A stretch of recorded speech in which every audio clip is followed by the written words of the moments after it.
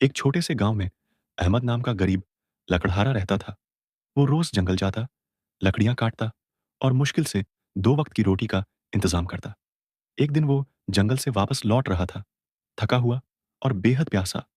रास्ते में उसे एक कुआं मिला, जिसमें से उसने थोड़ा पानी निकाला और मटके में भर लिया। अभी वो खुद पानी पीने ही वाला था कि उसे झाड़ियों में कोई हलचल सुनाई दी। उसने रुक कर गौर से देखा। वहां एक बिल्ली थी, बुरी तरह प्यास से बेहाल, जुबान बाहर निकली हुई। अहमद के दिल में दो आवाजें उठीं। एक ने कहा, तू खुद भी तो प्यासा है, ये तेरा आखिरी पानी है। दूसरी ने कहा, यह भी अल्लाह की मखलूक है, तुझसे पहले इसका हक है। कुछ लम्हों की सोच के बाद अहमद ने वो पूरा पानी बिल्ली के सामने रख दिया।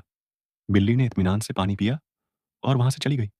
अहमद मायूस सा घर लौटा, प्यासा। उस रात उसे एक अजीब सा ख्वाब आया। उसने देखा कि वो एक सुनसान जगह में है, चारों तरफ अंधेरा। अचानक एक तेज नूर चमका और एक नूर हंसती सामने आई। वो कहती है, अह अहमद, जो तूने एक प्यासी जानवर के साथ किया, वो तेरा छोटा अमल नहीं, वो तेरी जन्नत की कुंजी बन गया है। जिस तरह तूने अल्लाह की मखलूक पर रहम किया, उसी तरह अल्लाह ने तुझ पर रहम किया। अल्लाह ने तेरे तमाम गुनाह माफ कर दिए हैं।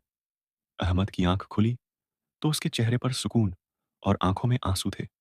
कभी कभी जिंदगी ऐसे मोड़ पर लाती है जहां एक छोटा सा फैसला, दुनिया की नजरों में मामूली, मगर अल्लाह के नजदीक बड़ा हो सकता है। नेकी को मत टालो, नियत को पाक रखो, क्योंकि हो सकता है तुम्हारा किया गया एक छोटा सा काम तुम्हें जन्नत का रास्ता दिखा दे। हमारे चैनल दास्तान ए कल्ब को सब्सक्राइब करें, कमेंट में अपनी राय जरूर दें।